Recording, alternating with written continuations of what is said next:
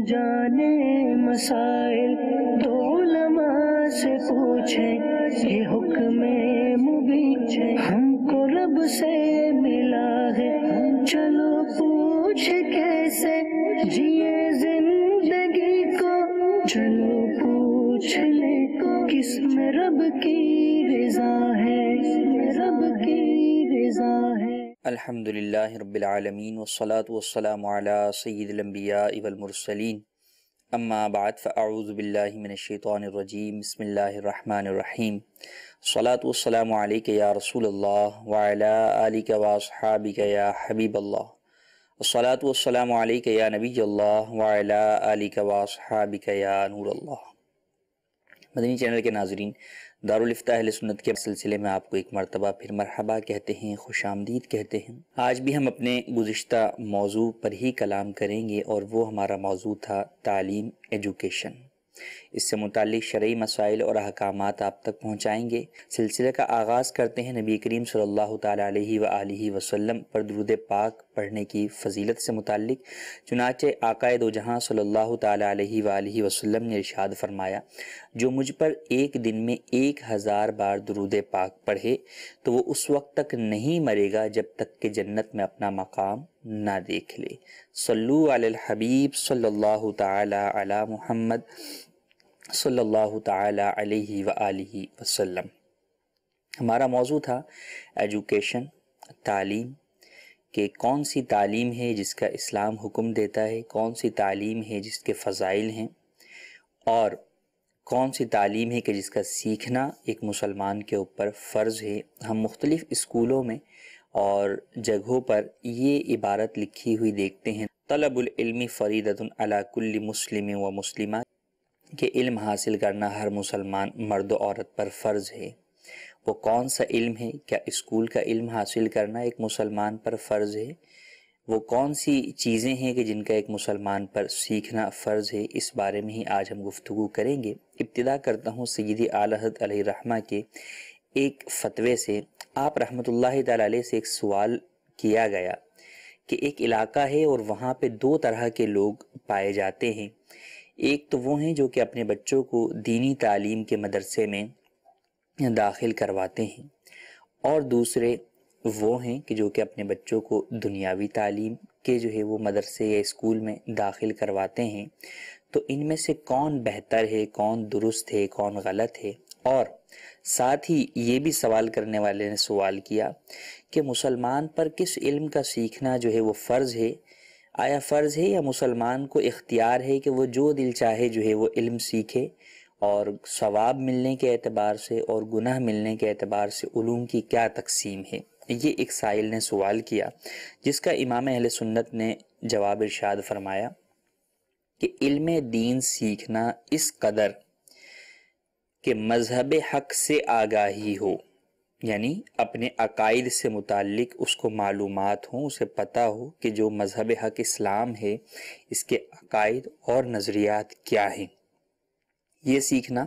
Number 2 فرمایا وضو، غسل، نماز، روزے وغیرہ ضروریات کے احکام سے مطلع ہو، ان کو جانتا ہو، تو اس قدر علم دین سیکھنا۔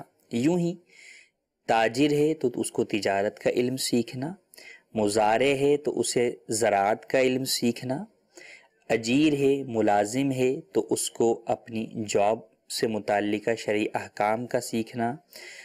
ہر شخص جس حالت میں ہے اس کے متعلق احکام شریعت سے واقف ہونا، یہ اس پر فرض عین ہے۔ علم دین سیکھنے میں ابتدا بیان فرما دی کہ عقائد سے آگاہی، اور پھر اس کے بعد اعمال میں درجہ بدرجہ، کہ سب سے پہلے چونکہ نماز فرض ہوتی ہے تو نماز سے متعلقہ چیزیں سیکھنا جو ہے وہ ضروری ہے، اور نماز کی شرائط میں طہارت ہے تو پہلے وضو اور غسل اور پھر نماز۔ رمضان آنے لگے گا تو روزے، صاحب مال ہوگا تو پھر زکوٰۃ اور حج کے احکام، تاجر ہے تو پھر تجارت سے متعلقہ احکام، جاب کرتا ہے تو جاب سے متعلقہ احکام۔ تو یوں ان کے ضروری احکام سیکھنا یہ فرض عین ہے۔ پھر فرمایا جب تک یہ حاصل نہ کرے، کوئی شخص ہے کہ جس کے اوپر ان علوم کا سیکھنا فرض عین ہے وہ ان کو نہیں سیکھتا اور اس کے بجائے دیگر علوم کے سیکھنے میں لگ جاتا ہے، سائنس پڑھتا ہے، جغرافیہ پڑھتا ہے، ہسٹری پڑھتا ہے، دیگر اور چیزیں سیکھنے میں لگ جاتا ہے، تو اس کا فرض علم کو چھوڑ کر دوسرے علم میں مشغول ہونا یہ جائز نہیں ہے۔ پھر ارشاد فرمایا حدیث پاک میں ہے طلب العلم فریضۃ علی کل مسلم و مسلمہ، کہ ہر مسلمان مرد و عورت پر علم کی تلاش فرض ہے۔ تو اس حدیث مبارک کے اندر گویا کہ جس علم کی بات کی گئی، جس کا سیکھنا فرض بیان کیا گیا، وہ وہی علم ہے کہ جس کی انسان کو اپنے دین کے اعتبار سے ضرورت اور حاجت پڑتی ہے، اور اس کا سیکھنا مسلمان پر فرض ہے۔ اور پھر فرمایا کہ جو شخص اس فرض علم کو گویا چھوڑ کر دوسری چیزوں کے اندر مصروف ہوتا ہے، دوسرے علوم و فنون میں مصروف ہوتا ہے، تو ایسا ہی ہے کہ جس کے ذمے فرض نماز باقی ہو وہ فرض چھوڑ دے اور نفل میں مشغول رہے۔ تو جس طریقے سے حدیث پاک کے اندر برائی آئی اس عمل کی کہ بندہ فرض چھوڑے اور نفل کے اندر مصروف رہے، اور اس کا وہ نفل کام بھی مردود قرار دیا گیا کہ نماز عبادت ہے لیکن فرض کی بہرحال اہمیت ہے، اگر کوئی فرض چھوڑ کے نفل نماز میں بھی لگتا ہے تو اس کی وہ عبادت جو ہے وہ قبول نہیں ہوتی جب تک کہ فرض پورا نہ کرے۔ تو جائے کہ یہ شخص علم دین جس کا سیکھنا اس پر فرض ہے اسے چھوڑ کر ایک مباح جو ہے وہ علم کی طرف جاتا ہے کہ جس کا سیکھنا جو ہے وہ مطلقاً ثواب بھی نہیں ہے، تو اس کا یہ علم سیکھنا کیوں کر جو ہے وہ اللہ تبارک و تعالیٰ کی بارگاہ میں قبول ہو سکتا ہے یا اس پر اسے ثواب مل سکتا ہے۔ پھر فرمایا کہ فرض کو چھوڑ کر فضولیات میں وقت گنوانا، کہ فرض جس چیز کا سیکھنا فرض ہے اسے چھوڑے اور فضول علم کے اندر جو ہے وہ وقت اپنا صرف کرے کہ جس کا کوئی دینی اور دنیاوی جو ہے وہ فائدہ نہیں ہے، تو یہ تو اور زیادہ جو ہے وہ بری بات ہے۔ غرض یہ کہ جن علوم کا سیکھنا فرض ہے وہ سب سے اوپر ہیں، مقدم ہیں، ان سے غافل ہو کر اگر کوئی شخص ریاضی، ہندسہ، طبعیات، فلسفہ یا دیگر علوم میں مصروف ہوتا ہے، چاہے پڑھانے میں یا پڑھنے میں، تو یہ اس شخص کے لیے حرام ہے کہ وہ فرض علم کو چھوڑے بیٹھا ہے۔ اور اگر فرض علم اس نے سیکھ لیا تو اب اس کے بعد، چونکہ بات سائل نے یہ کی تھی، سوال کرنے والے نے، کہ ایک مسلمان کس چیز کو اختیار کرے، بہتر اس کے لیے کیا ہے، تو سب سے پہلے تو فرض چیز بیان کر دی کہ اس کا سیکھنا تو فرض ہے، اس کے علاوہ تو چارہ کار ہی نہیں ہے۔ ہاں ضروری علم دین سیکھ لیا، اب اس کے بعد کیا اختیار کرے، تو فرمایا کہ اس کے بعد پورا علم دین، فقہ، حدیث، تفسیر، عربی زبان اور اس کے قواعد والی جو گرامرز ہیں ان کو سیکھنا بطور آلات، یہ فرض کفایہ ہے کہ ان کے ذریعے سے بندہ علم دین کو اچھے طریقے سے سمجھ سکتا ہے، لیکن یہ فرض کفایہ ہے، یہ فرض عین نہیں ہے۔ پھر فرمایا کہ یہی علوم دین ہیں، انہی کے پڑھنے پڑھانے میں ثواب ہے۔ حدیث پاک کے اندر جو ثواب اور فضائل وارد ہوئے وہ انہی علوم سے متعلق ہیں، علوم دین سے متعلق، ان کے علاوہ کوئی بھی فن یا زبان کار ثواب نہیں، یعنی وہ زیادہ سے زیادہ اگر ہوگا تو مباح ہوگا، جائز کام ہوگا۔ ہاں اگر اس میں کوئی اچھی نیت کرتا ہے تو اس اچھی نیت کی وجہ سے وہ ثواب کا مستحق ہو سکتا ہے۔ ہاں جو شخص دین کا ضروری علم سیکھنے کے بعد اس سے فارغ ہو کر ضروری علم دین سیکھ لیا، اب اگر وہ دیگر علوم و فنون کے اندر جائز علوم و فنون میں جو ہے وہ سیکھنے میں مصروف ہوتا ہے، جبکہ ان علوم و فنون میں خلاف شرع باتیں نہ ہوں، دین کے خلاف باتیں نہ ہوں، تو یہ ایک مباح کام ہوگا کہ جس کا کرنا بھی جو ہے وہ کرنے پر بھی کچھ ثواب نہیں اور نہ کرنے پر بھی کچھ ثواب نہیں ہے۔ مگر یہ مباح کام کب ہوگا؟ جب کہ اس کے سبب کسی واجب شرعی میں خلل نہ پڑے، یہ نہ ہو کہ اس کے اندر اس قدر مصروف ہو کہ جناب والا نمازیں ہی جو ہے وہ ترک کر دے، یہ نہ ہو کہ اس علم کے اندر اتنا جو ہے وہ مصروف ہو کہ اس کی وجہ سے جو ہے وہ اپنے جو دینی اس کے اوپر چیزیں لازم ہوتی ہیں، عائد ہوتی ہیں، ان میں ہی جو ہے وہ کوتاہی کرے، تو اس وقت تک ہی دیگر علوم و فنون اسی صورت میں سیکھنے کی اجازت ہوگی جبکہ وہ جائز اور مباح کی صورت میں ہے کہ ایک تو ان میں خلاف شرع باتیں نہ ہوں، دین کے اگینسٹ بات نہ ہو، اور دوسرا یہ کہ اس کی وجہ سے اپنے دینی احکام پر عمل کرنے میں رکاوٹ نہ بنے۔ یہ جواب امام اہل سنت کا تھا جو خلاصتاً میں نے عرض کیا۔ فی زمانہ یہ جواب امام اہل سنت کا، یہ احکام شریعت ہم اگر سامنے رکھیں تو ہم اپنی اور اپنی اولاد کی ایجوکیشن کو اس کے اوپر ذرا پرکھ کر دیکھیں، رکھ کر دیکھیں کہ ہم کس سمت میں جا رہے ہیں۔ کیا ہم بچے کو پہلے علم دین سکھاتے ہیں یا علم دنیا سکھاتے ہیں؟ پھر جو دنیاوی علم سکھاتے ہیں اس کے اندر بھی خلاف شرع باتیں کے اوپر بھی ہم دھیان رکھتے ہیں، خیال رکھتے ہیں یا نہیں رکھتے، اس بات کا بھی اہتمام بے حد ضروری ہے۔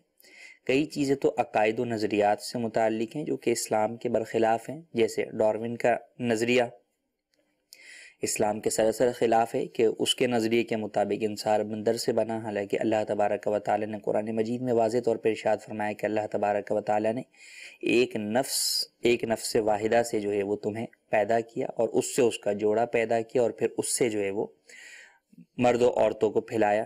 وہ پہلا نفس حضرت آدم علیہ السلام اور ان سے جو ان کا جوڑ پیدا ہوا وہ سیدہ حوا رضی اللہ تعالی عنہا۔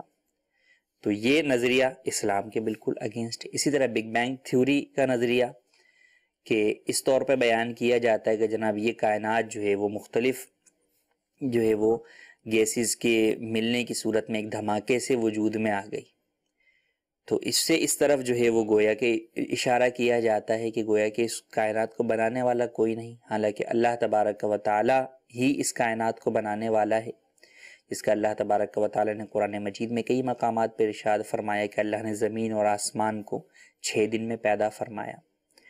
تو الغرض یہ وہ عقائد و نظریات ہیں جو کہ ان دنیاوی علوم فنون میں پڑھائے جاتے ہیں، لیکن عام طور پر اگر ہم دیکھیں تو دنیاوی اداروں میں ان کا رد نہیں پڑھایا جاتا، ان کے اگینسٹ اسلامی نظریہ نہیں بیان کیا جاتا۔ یوں ہی زمین اسلامی عقیدے کے مطابق جو ہے وہ ساکن ہے، جبکہ اس کے ارد گرد سورج اور چاند گھوم رہے ہیں، جبکہ سائنسی جدید نظریے کے مطابق جو ہے وہ زمین سورج کے گرد گھوم رہی ہے۔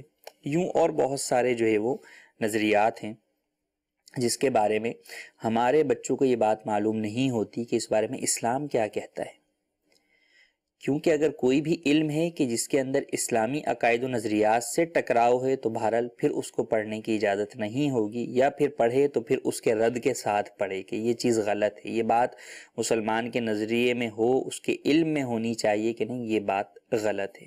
الحمدللہ عز و جل دعوت اسلامی کے تحت جو اسکولنگ سسٹم ہے، دارالمدینہ اسکولنگ سسٹم، اس کے اندر یہ چیزیں بتائی جاتی ہیں کہ جب یہ کتابیں پڑھائی جاتی ہیں یا یہ سبجیکٹس پڑھائے جاتے ہیں تو ان میں جہاں جہاں غیر شرعی غیر اخلاقی چیزیں آتی ہیں تو وہاں پر اسلامی نظریات، اسلامی اخلاقیات، اسلامی اعمال اور آداب کو بھی بیان کیا جاتا ہے۔ تو ہمیں چاہیے کہ ہم اپنے بچوں کو کہیں بھی پڑھائیں تو یہ ہماری ذمہ داری ہے کہ ہم دیکھیں کہ اپنے بچے کو کس اسکول میں ڈال رہے ہیں اور وہاں پر اس کو کیا سکھایا جا رہا ہے، کہیں میرے دین کے خلاف ہی بات تو اسے نہیں سکھائی جا رہی، تو بہرحال اس کو والدین پر یہ بات لازم ہے، اور یوں ہی سکھانے والوں پر بھی، اسکول والوں پر بھی یہ بات لازم ہے کہ وہ بھی اگر پڑھیں تو وہاں پر بتائیں۔ مثال کے طور پر میتھمیٹکس کے اندر جو ہے وہ آپ مختلف چیزیں پڑھتے ہیں، کریڈٹ کارڈ کو بھی پڑھتے ہیں، آپ جو ہے وہ انٹرسٹ کی کیلکولیشن کو بھی پڑھتے ہیں، دیگر چیزیں بھی پڑھتے ہیں، تو یہاں پر ایک استاد کے اوپر فرض عائد ہوتا ہے کہ وہ اپنے بچے کو یہ چیزیں پڑھاتے وقت سود کے بارے میں بتا رہا ہے تو یہ بھی بتائے کہ بیٹا سود حرام ہے، سود جو ہے وہ ایک لعنت ہے، نحوست ہے، تو اس کو بھی بیان کرے. کریڈٹ کارڈ کو اگر بیان کر رہا ہے، اس کی ٹیکنیکل چیزوں کو بیان کر رہا ہے، تو یہ بھی بتائے کہ بیٹا یہ بنوانا جو ہے وہ جائز نہیں ہے، کہ اس میں سود کی ادائیگی کرنی پڑتی ہے.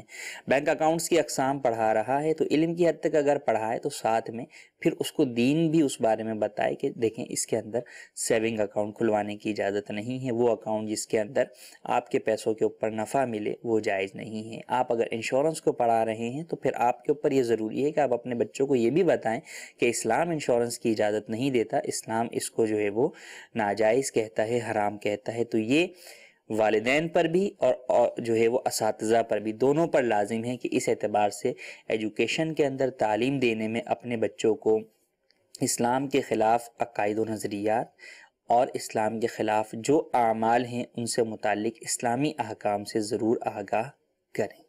آئیے بڑھتے ہیں آپ کی کالز کی طرف. جی کالز دیجیے. حضرت میں افضل انصر کوٹی. میرا سوال یہ ہے کہ اگر ایک شخص جس کا نکاح پہلے ہو چکا ہے اور اس نے حق مہر 1,20,000 یا جو بھی اس نے مقرر کیا، لیکن بعد رخصتی کے وقت اس نے کسی دوسرے سے زیور ادھار لیا کہ کچھ دن کے لیے مجھے زیور ادھار دے دو تو بعد میں واپس دے دوں گا، تو اسی نے بعد میں بغیر بتائے وہ زیور اس کے حق مہر میں اپنی بیوی کے حق مہر میں دے دیا، تو کیا یہ حق مہر اس طرح دینا جائز ہے یا نہیں؟ جی مزید کال. دارالفتاء اہل سنت سے میرا یہ سوال ہے کہ میرے والد صاحب عمرے پہ گئے تھے اور وہ احرام ہمارے گھر میں پڑا ہے. ابھی میں ان کا بیٹا ہوں، میں عمرے پہ جانا چاہتا ہوں، کیا وہ احرام میں اس کو دوبارہ غسل کر کے استعمال کر سکتا ہوں یا نیا لینا پڑے گا؟ جی مزید کال. میرا نام عبداللہ بٹ ہے، میں جرمنی کے شہر آف مخ سے بول رہا ہوں. میرا سوال مفتی صاحب سے ہے کہ دینی تعلیم پر اجرت لینا جائز ہے یا نہیں؟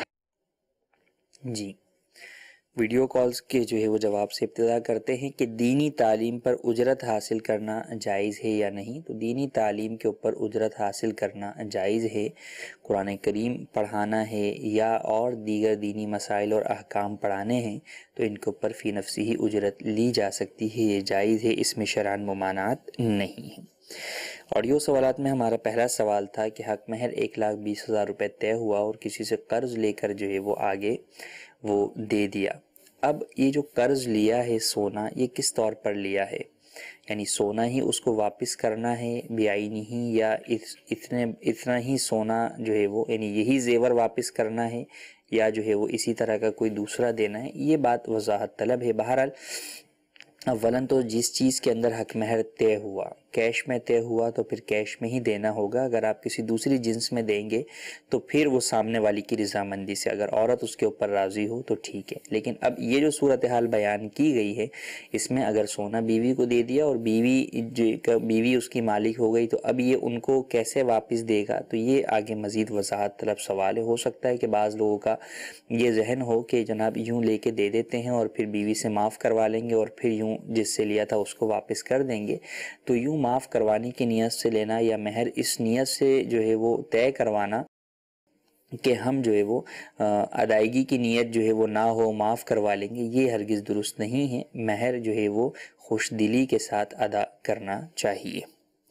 دوسرا سوال یہ کافی لوگوں کے ذہنوں میں کنفیوژن ہوتی ہے کہ جناب کیا ہر مرتبہ عمرے کے لیے نیا احرام لینا ضروری ہے؟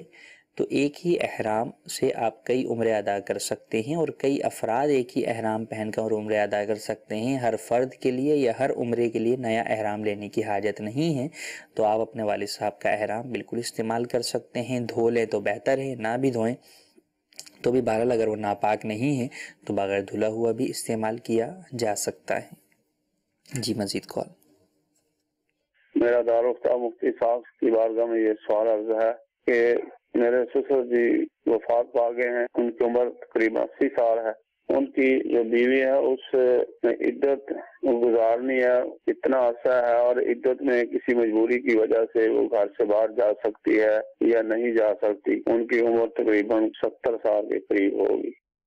جی مزید کال. بھائی میں نے ایک مسئلہ آپ سے پوچھنا، بھائی ہمیں نگ پہننا چاہیے کہ نہ پہننا چاہیے؟ جی مزید کال. جی میرا سوال یہ ہے کہ میں ایک جگہ پہ کام کرتا تھا کچھ عرصہ پہلے، پھر وہاں سے میں ان سے میں نے 5,000 روپے ایڈوانس لیے تھے اور میں وہاں سے کام چھوڑ کے آ گیا تھا۔ کچھ عرصے بعد فون پہ رابطہ ہوا تو ہماری نا فون پہ بدتمیزی بھی ہوئی، پھر اس کے بعد کچھ عرصے بعد دوبارہ میں نے انہیں کال کی اور میں نے کہا کہ بھی آپ اپنے نا 5,000 روپے لے لیں، آپ اپنا مجھے آئی ڈی کارڈ دیں اور میں آپ کو پیسے بھیجوں۔ تو انہوں نے کہا کہ میں نے تمہیں اس وقت چھوڑ دیے تھے جب ہماری آپ سے بدتمیزی ہوئی تھی، تب میں نے آپ کو چھوڑ دیا۔ تو میں یہ پوچھنا چاہتا ہوں کیا یہ ہو سکتا ہے اس طرح کہ بھی اب میں اس نے لینے سے انکار کر دی ہیں تو اب میرے پہ کوئی گناہ وغیرہ تو نہیں ہے؟ جواب دے دیں، شکریہ۔ جی، پہلا سوال یہ کہ اگر جو ہے وہ کسی کے شوہر کا انتقال ہو جائے اور عورت کی عمر جو ہے وہ زیادہ ہو، 70 سال 80 سال، تو کیا اس کے اوپر عدت گزارنا لازم ہوگا؟ اور کیا عدت کے اندر عورت جو ہے وہ باہر جا سکتی ہے؟ عمر عورت کی کتنی ہی زیادہ ہو، شوہر کے انتقال کی صورت میں یا خدا نخواستہ طلاق ہو جاتی ہے تو اس صورت میں عورت پر بہرحال عدت لازم ہوگی، اور عدت کے اندر جو سوگ کے احکامات ہیں وہ بھی عورت کے اوپر لازم ہوں گے۔ اور عدت کے احکام میں سے ہی ایک حکم یہ ہے کہ عورت بلا حاجت شرعی گھر سے باہر نہیں نکل سکتی، تو بلا ضرورت عورت کو گھر سے باہر نکلنے کی اجازت نہیں ہے۔ اب ضرورت کیا ہے وہ اگر بیان کریں گے تو ہم اس کے اوپر مزید جواب دے سکیں گے۔ مثال کے طور پہ عورت بیمار ہے، تو اب اگر اس صورت کے اندر ڈاکٹر جو ہے وہ گھر پر آ کر علاج کر سکتا ہے تو باہر جانے کی اجازت نہیں ہے، بلکہ گھر پہ بلا کر ہی جو ہے وہ علاج کروایا جائے۔ ہاں اگر شدید بیمار ہے اور ڈاکٹر بھی کوئی آنے والا نہیں ہے تو اس صورت کے اندر مجبوراً عورت کو ڈاکٹر کے پاس باہر لے جایا جا سکتا ہے، لیکن اس میں بھی اس بات کی کوشش کرنی چاہیے کہ حتی الامکان دن ہی دن میں جو ہے وہ عورت جائے اور دن ہی دن میں غروب آفتاب سے پہلے آ جائے۔ ہاں ضرورتاً رات میں بھی لے جایا جا سکتا ہے، لیکن ضرورت کے مطابق ہی باہر رہے۔ یہ نہ ہو کہ اب یہاں سے وہاں گئی اور پھر وہاں سے کسی اور رشتہ دار کے ہاں چلی گئی، اس کی نہیں، بلکہ اپنے گھر میں ہی آ کر عدت کے بقیہ ایام گزارے، اس بات کا خیال رکھنا ضروری ہے۔ دوسرا سوال یہ ہے کہ ہمیں نگ پہننا چاہیے یا نہیں۔ مراد انگوٹھی کے جو نگ ہیں وہی مراد ہے۔ سب سے پہلی بات تو یہ یاد رکھیے کہ مرد کے لیے کون سی انگوٹھی جائز ہے۔ مرد کو فقط چاندی کی ایک انگوٹھی جائز ہے جو کہ ایک نگینے والی ہو، نہ بغیر نگینے کے ہو، نہ ہی نگینے سے زیادہ، ایک نگینے سے زیادہ نگینے ہوں، اور چاندی کی انگوٹھی کا جو چاندی کا وزن ہے وہ 4.5 ماشے سے کم ہونا چاہیے، اس سے زیادہ نہیں ہونا چاہیے۔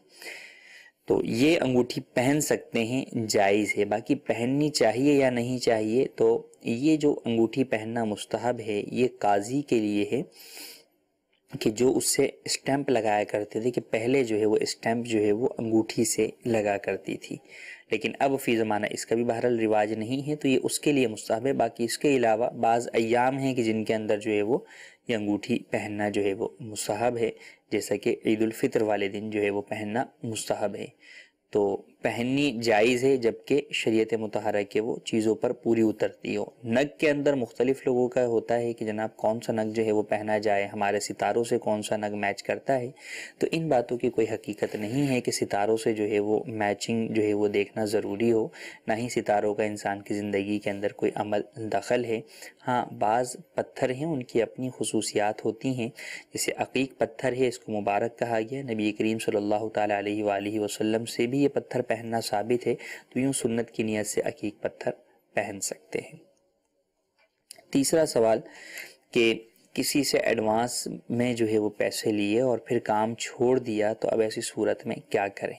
اگر تو واقعی اس شخص نے جو ہے وہ اپنے دل سے جو ہے وہ معاف کر دیا تو ایسی صورت کے اندر تو پیسے آپ کے لیے حلال ہیں، لیکن بہرحال ڈاؤٹ فل صورت حال ہے کہ غصے میں آ کے کہ یار اب اس سے جو ہے وہ رابطہ ہی نہیں کرنا، اس سے پیسے جو ہے وہ مانگنے ہی نہیں ہے، اس طور پہ کسی نے کیا تو آپ کو چاہیے کہ آپ ان سے جو ہے وہ رابطہ کر کے معافی بھی مانگ لیں جو بھی بدتمیزی ہوئی ہے، تاکہ حقوق العباد کے اعتبار سے بھی جو اگر کوئی حق تلفی ہوئی ہو تو وہ بھی جو ہے وہ ختم ہو جائے، اور ان کو آپ ساتھ میں آفر کر دیں کہ یہ آپ اپنے پیسے جو ہے وہ لے لیں، اور اگر وہ پھر نہیں لینا چاہتے تو انہیں پھر یوں عرض کر دیں کہ آپ خوش دلی سے کہہ دیں کہ میں نے جو ہے وہ آپ کو یہ پیسے معاف کیے، تو یوں کر دیں گے تو پھر وہ پیسے آپ کے لیے حلال ہو جائیں گے۔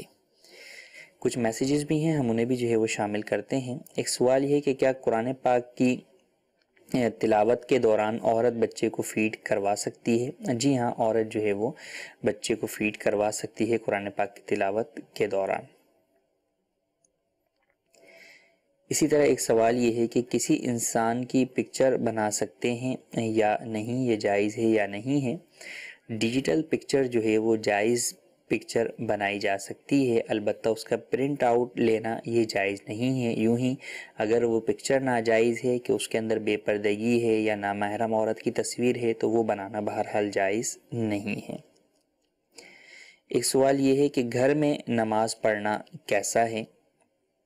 عورتیں گھر میں ہی نماز پڑھیں گی اور مرد بھی سنن و نوافل گھر میں پڑھیں، ہاں البتہ جن کے اوپر جماعت واجب ہے وہ بہرحال جماعت کے ساتھ مسجد میں ہی نماز ادا کریں گے۔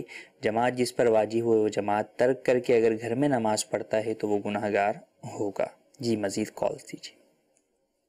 اہل سنت سے یہ سوال ہے کہ تہجد کے بارے میں یہ پوچھنا تھا کہ تہجد کے کتنے نفل ہوتے ہیں کم سے کم، اور ہر رکعت میں کیا پڑھنا چاہیے؟ دوسرا سوال میرا یہ تھا کہ اگر سفر کے دوران اگر گاڑی میں سفر کر رہے ہیں، اگر اس میں میرا وضو ہے، اگر نیند آ گئی تو کیا وہ مقصد کی نیند آنے سے وضو ٹوٹ جائے گا؟ جی مزید کون؟ میرا سوال یہ ہے کہ وضو کے 4 فائز بتاتے ہیں۔ جی مزید کال۔ جنات حقیقت میں ہوتے یا نہیں ہوتے ہیں؟ یہ جو حاضریاں برتے ہیں مزاروں پر، مطلب حاضری آ جاتی ہیں، تو یہ حقیقت میں ہوتا ہے یا نہیں ہوتا ہے؟ جی، تہجد کی رکعات کی تعداد کم از کم 2 ہیں اور زیادہ سے زیادہ حدیث پاک سے 8 ثابت ہیں اور بزرگان دین سے 12 تک کی رکعات ثابت ہیں، تو یہ آپ تہجد کی رکعات اس کے مطابق پڑھ سکتے ہیں۔ باقی گاڑی میں اگر سفر کر رہے ہیں اور نیند آ گئی اور باوضو تھے تو اگر تو سیٹ کے اوپر اس طرح بیٹھے ہوئے ہیں کہ جس کے اندر سورین جو ہے وہ ہپس جو ہے وہ اچھی طریقے سے جمے ہوئے ہیں کہ ریح خارج ہونے کا اندیشہ نہیں ہے، تو اس صورت کے اندر آپ کا وضو برقرار رہے گا، نیند آنے کی وجہ سے وضو نہیں ٹوٹے گا۔ دوسرا سوال ہمارا وضو کے کتنے فرائض ہیں؟ تو وضو کے 4 فرائض ہیں: چہرہ دھونا، کوہنیوں سمیت جو ہے وہ دونوں ہاتھ دھونا، چوتھائی سر کا مسح کرنا اور ٹخنوں سمیت دونوں پیر دھونا۔ تیسرا سوال جنات کی حقیقت۔ جی ہاں بالکل جنات کی حقیقت ہے، اللہ تبارک و تعالیٰ کی مخلوقات کے اندر انسان بھی ہیں اور جنات بھی ہیں اور یہ دونوں ہی مکلف ہیں۔ اللہ تبارک و تعالیٰ نے قرآن مجید میں کئی جگہ پر جو ہے وہ ان دونوں کو مخاطب کیا، جیسے فرمایا یا معاشر الجن والانس، کہ اے جن و انس کے گروہ۔ تو جنات کی حقیقت ہے، جنات کی حقیقت کا انکار کرنا یہ کفر ہے۔ باقی جو حاضری آتی ہے تو حاضری کے اوپر لوگوں کا جو کانسیپٹ ہوتا ہے کہ جناب یہ کوئی بزرگ جو ہے وہ آئے ہوئے ہیں، تو یہ کانسیپٹ غلط ہے۔ در حقیقت وہ بزرگ نہیں ہوتے، وہ جنات ہی ہوتے ہیں جو کہ اس طریقے سے انسان کے ساتھ گویا کہ جو ہے وہ باتیں کرتے ہیں یا ان کے ساتھ جو ہے وہ ایک تماشا سا بناتے ہیں، تو یہ جنات ہوتے ہیں۔ ان سے جو ہے وہ مستقبل کے بارے میں پوچھنا یہ جائز نہیں ہے۔ جی مزید کالز۔ میں ڈسکا سے عرفان بات کر رہا ہوں۔ مفتی صاحب سے میرا سوال ہے کہ اگر نکاح ہو جائے اور رخصتی نہ ہو تو رخصتی کتنی دیر تک کر لینی چاہیے؟ برائے مہربانی جواب عطا فرمائیے۔ جی مزید کال۔ قاری صاحب راستے میں پیسے پڑے ہو تو کیا کرنے چاہیے؟ مسجد میں ڈالنے چاہیے یا وہیں پڑے رہیں گے؟ جی مزید کال۔ حضور میں نے سوال پوچھنا تھا کہ میں ایجوکیشن ڈپارٹمنٹ میں ایز اے کلرک جاب کر رہا ہوں ڈپٹی آفس میں، تو اس میں نے یہ پوچھنا تھا اگر کوئی ہمارے پاس آ جاتا ہے کوئی مٹھائی لے کے یا کوئی کہتا ہے کہ بھئی آپ نے میری جاب لگوائی ہے، میں نے آپ کو کھانا کھلانا ہے، یا کوئی اس طرح کے معاملات، کھانا لینا یا چائے پینا یا کچھ بھی اس طرح جائز ہے؟ جی پہلا سوال یہ کہ نکاح ہو گیا تو رخصتی کب تک ہونا ضروری ہے؟ اس کی کوئی مقدار متعین نہیں ہے۔ ہاں بہتر یہ ہے کہ جلد از جلد جو ہے وہ رخصتی کر لی جائے جبکہ وہ دونوں جو ہے وہ ایک دوسرے کی حقوق کی ادائیگی کے اوپر جو ہے وہ قادر ہوں۔ بہرحال اگر کوئی زیادہ پیریڈ بھی گزر جاتا ہے تو اس سے نکاح پر کوئی فرق نہیں پڑے گا۔ نمبر 2 سوال ہے کہ راستے میں پیسے پڑے ہیں تو ہم کیا کریں؟ اٹھائیں یا نہ اٹھائیں یا مسجد میں ڈال دیں؟ راستے میں پیسے پڑے ہوئے ہیں تو سب سے پہلی بات تو یہ یاد رکھیں کہ اگر اٹھانا ہے تو اس نیت سے اٹھائیں کہ اس کو اس کے مالک تک پہنچاؤں گا، مالک تک اٹھانے کی نیت سے جو ہے پہنچائیں اور پھر اعلان کریں۔ جب آپ کو غالب گمان ہو جائے کہ اعلان کرنے کے بعد بھی اب اتنا عرصہ گزر گیا کہ مالک اسے تلاش نہ کرتا ہوگا تو پھر آپ اسے صدقہ کر سکتے ہیں، اور صدقے کے لیے فقط شرعی فقیر کو ہی دینا ضروری نہیں، مسجد اور مدرسے میں بھی دے سکتے ہیں۔ اور اگر آپ کو یہ ہے کہ نہیں میں یہ اٹھانے کی صورت کے اندر کسی اور آزمائش میں مبتلا ہو جاؤں گا یا میں اعلان جو ہے وہ نہیں کر سکوں گا تو پھر آپ بھلے نہ اٹھائیں، اسے پڑے رہنے دیں، آپ گناہگار نہیں ہوں گے۔ تیسرا سوال یہ کہ جناب ایجوکیشن ڈپارٹمنٹ میں کام کرتے ہیں اور جاب لگوانے پر یا اور کوئی کام کروا دینے کے اوپر لوگ مٹھائی یا کسی تحفے تحائف کی آفر کرتے ہیں یا کھانے کی آفر کرتے ہیں، تو یہ کیا ہے؟ یہ جائز نہیں ہے، یہ سراسر رشوت ہے۔ یہاں پہ اگرچہ پہلے سے جو ہے وہ معلوم نہ ہو، لیکن دیا اسی لیے جاتا ہے کہ آئندہ بھی یہ شخص ہمارے کام آئے، تو یہ اپنا کام بنوانے کے لیے پیسے دینا ہے۔ آپ نے جو بھی اس کی مدد کی وہ تو آپ کی ذمہ داریوں میں سے تھی، آپ جب ڈپارٹمنٹ میں ہیں تو آپ کی ذمہ داری کے اعتبار سے وہ چیز تھی اور آپ اس کو ادا کرتے، تو لہٰذا آپ نے اپنی ذمہ داری کی ہے اور اس کے اوپر آپ تنخواہ جو ہے وہ گورنمنٹ سے وصول کر ہی رہے ہیں، تو یوں آپ کا یہ دعوت یا اس طرح کی کسی بھی چیز کو قبول کرنا جائز نہیں ہے کہ یہ رشوت ہے اور رشوت حرام ہے اور جہنم میں لے جانے والا کام ہے۔ کچھ جو ہے وہ ہم دوبارہ میسیجز کی طرف جاتے ہیں۔ ایک سوال یہ ہے کہ میرے اکاؤنٹ میں 2000 روپے ہیں اور وہ مجھے ہر روز فری منٹ جو ہے وہ ملتے ہیں، تو کیا یہ ٹھیک ہے؟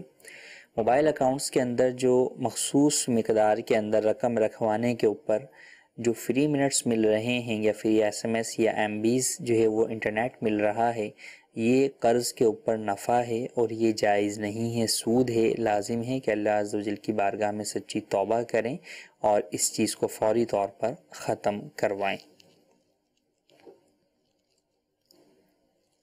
ایک سوال یہ ہے کہ سائنس میں تو خلاف شرع باتیں ہوتی ہیں اور ایسا ہمارے نصاب میں لازم کر دیا گیا ہے، تو اس کا پڑھنا کیا گناہ ہوگا؟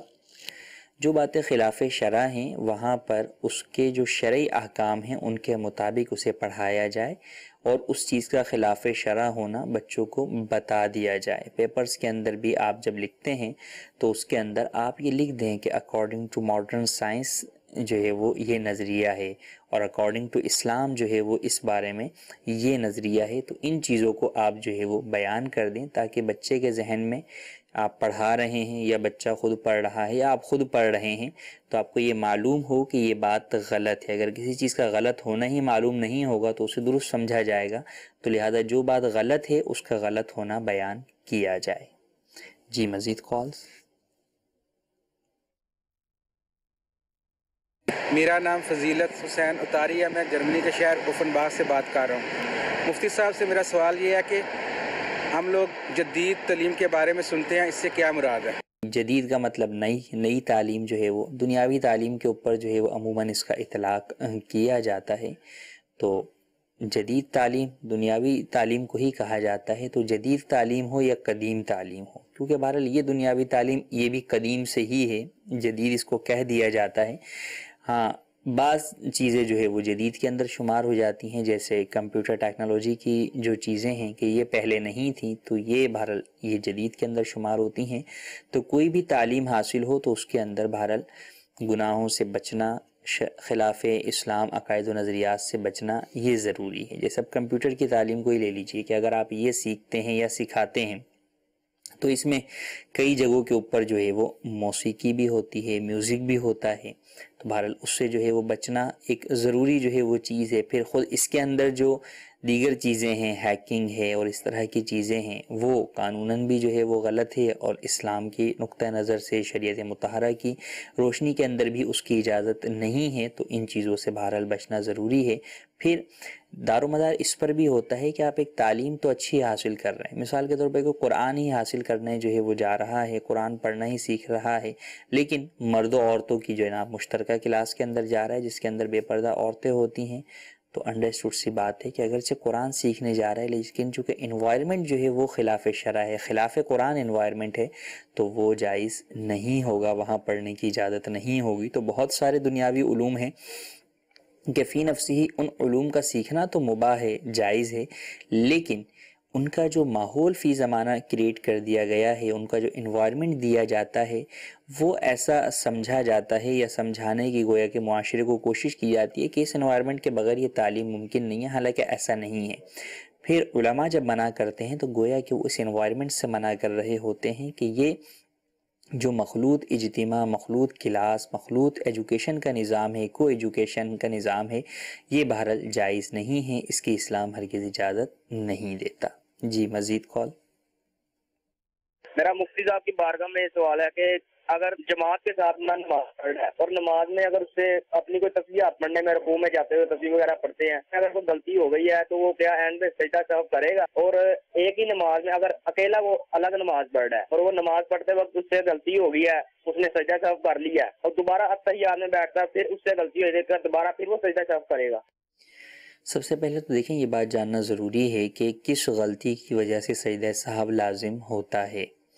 ہو سکتا ہے کہ کوئی غلطی ایسی ہو جس کی وجہ سے معنی فاسد ہو جائے اور نماز فاسد ہو جائے، تو اس میں سجدہ سہو کام ہی نہیں دے گا کہ نماز ہی ٹوٹ گئی۔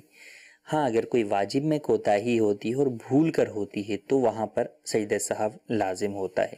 تو اب اگر مثال کے طور پہ کسی نے سبحان ربی العظیم جو رکوع کی تسبیح ہے، اس کی جگہ پر رکوع میں سبحان ربی الاعلیٰ کہہ لیا، تو اس صورت میں سجدہ سہو لازم نہیں ہوگا، کوئی واجب جو ہے وہ یہاں پر ترک نہیں ہو رہا۔ اسی سوال کا دوسرا حصہ کہ ایک شخص سے کوئی غلطی ہو گئی پہلے اور اس نے سجدہ سہو کر لی، اب سجدہ سہو کے بعد اتحیات میں اس سے دوبارہ غلطی ہو گئی، تو اب ایسی صورت کے اندر جو ہے وہ شخص کیا کرے گا؟ کیا دوبارہ سجدہ سہو کرے گا؟ نہیں، اس کو دوبارہ سجدہ سہو کرنے کی حاجت نہیں ہے، بلکہ اب وہ سلام پھیر لے۔ اگر اس غلطی کو درست کر سکتا ہے تو درست کر لے، مثلا اتحیات کا کوئی لفظ چھوٹ گیا تو اس کو جو ہے وہ پڑھ لے، لیکن بہرحال اب دوبارہ مزید سجدہ سہو کی حاجت نہیں ہے، بلکہ سلام پھیر لے گا، نماز مکمل کر لے گا، تو نماز لوٹانے کی بھی حاجت نہیں ہوگی اور سجدہ سہو بھی لازم نہیں ہوگا۔ جی مزید کالز۔ میں وقاص ضلع شیخوپورہ صدرآباد سے عرض کر رہا ہوں۔ میرا یہ سوال ہے کہ کچھ لوگ یہ کہتے ہیں کہ اگر جماعت ہو رہی ہو، فرض دار ہو رہے ہوں جیسے، تو پیچھے سنتیں ادا نہیں کرنی، جیسے فجر کی سنتیں ہیں، تو اس میں وہ کہتے ہیں کہ فرضوں کے پیچھے سنت نہیں ہوتی، سنتیں نہیں پڑھ سکتے، تو اس کے بارے میں کیا حکم ہے؟ صرف سنت فجر کے لیے اجازت ہے کہ سنت فجر تو پیچھے پڑھ سکتے ہیں جماعت جب قائم ہوئی ہے، اور وہ بھی اس صورت میں جب کہ شخص کو پتہ ہو کہ سنت پڑھ کر بھی میں جماعت میں شامل ہو جاؤں گا، اگرچہ قعدہ اخیرہ ہی مجھے ملے گا۔ ہاں، بقیہ نمازوں کے اندر بہرحال جب یہ شخص آتا ہے اور دیکھتا ہے کہ جماعت قائم ہے تو اب یہ سنتیں نہیں پڑھے گا، بلکہ اب اس کے لیے حکم یہی ہے کہ جماعت میں شامل ہو جائے۔ پھر اگر وہ ایسی نمازیں ہیں کہ جن نمازوں کے بعد مکروہ وقت نہیں ہیں تو ان کے اندر اپنی وہ سنت قبلیہ ادا کر لی، جیسے ظہر کی سنت پہلے چھوٹ گئی تو فرضوں کے بعد 2 سنت پڑھ لے، پھر اس کے بعد پہلے والی 4 سنتیں پڑھ لے، اور اگر عصر کی سنتیں پہلے چھوٹ گئیں تو اب چونکہ ان کو نماز عصر کی فرض کے بعد نہیں پڑھا جا سکتا کہ اب مکروہ وقت ہے نفل کے لیے وہ، تو لہٰذا وہ بہرحال پھر چھوٹ گئیں، اب ان کی قضا بھی نہیں ہے۔ جی مزید کالز۔ حضور، میں محمد جمال اتاری ملتان شریف سے بات کر رہا ہوں۔ میرا سوال یہ ہے کہ حضور، بچی کو جہیز میں مکان، پلاٹ وغیرہ کیا دے سکتے ہیں؟ جہیز والدین اپنی خوشی سے جو دینا چاہیں وہ دے سکتے ہیں، اس میں کسی قسم کی کوئی ممانعت نہیں ہے۔ اولاد کو اگر اپنی بیٹی کو مکان دیتے ہیں یا فلیٹ دیتے ہیں یا پلاٹ دیتے ہیں تو یہ بھی جائز ہے، اس میں کوئی شرعی اعتبار سے ممانعت نہیں ہے۔ ہاں، لڑکے والوں کا ان چیزوں کا مطالبہ کرنا یہ بہرحال درست نہیں ہے، اس کی اسلام اجازت نہیں دیتا، لیکن بہرحال اگر اپنی خوشی سے والدین دیتے ہیں تو اس میں کسی بھی قسم کی کوئی ممانعت نہیں ہے۔ جی مزید کال۔ اگر کسی کے پیر پہ کوئی چوٹ وغیرہ لگی ہو، پٹا وغیرہ بندھا ہو، تو وہ غسل اس جگہ کا کس طریقے سے کرے گا، وضو کس طریقے سے کرے گا؟ اس کا جواب ارشاد فرما دیجیے۔ سب سے پہلے تو یہ دیکھ لیں کہ وہاں پر کیا پوزیشن ہے، پانی پہنچانا جو ہے وہ نقصان دہ ہوگا اس زخم کو یا نقصان دہ نہیں ہوگا، نہیں ہوگا تو پانی پہنچائیں، یا یہ کہ پانی پہنچانا تو نقصان دہ نہیں ہے لیکن پٹی کھولنا جو ہے وہ نقصان دہ ہے اور دوبارہ یہ باندھ نہیں سکے گا اس طریقے سے، تو اس صورت میں اگر اوپر سے پانی پہنچانا ان سے نقصان نہیں ہوگا تو اوپر سے پانی بہا دے، پانی بہانا یا پہنچنا نقصان دہ ہوگا تو پھر پٹی کے اوپر جو ہے وہ گیلا ہاتھ کر کے مسح کر لے، تو یوں اس کا وضو اور غسل ہو جائے گا۔ تو جس حصے پر پٹی بنی ہوئی ہے اس حصے کے اوپر مسح کر لیں اور بقیہ پیر جو ہے وہ دھو لیں۔ اللہ تبارک و تعالیٰ سے دعا ہے کہ اللہ تبارک و تعالیٰ ہم نے جو مسائل اور احکام سیکھے ہیں انہیں یاد رکھنے، ان پر عمل کرنے، انہیں دوسروں تک پہنچانے کی سعادت نصیب فرمائے، اور ہمیں اس سلسلے کے سننے پر، بیان کرنے پر اللہ تبارک و تعالیٰ اپنی رحمت سے جو ہے وہ بیش بہا اجر عطا فرمائے۔ آمین بجاہ النبی الامین۔ صلو علی الحبیب صلی اللہ تعالی علی محمد صلی اللہ علیہ وآلہ وسلم۔ نہ جانے مسائل تو علماء سے پوچھیں، یہ حکم مبین ہم کو رب سے ملا ہے، چلو پوچھ کیسے جیے زندگی کو، چلو پوچھ لے کس میں رب کی رضا ہے۔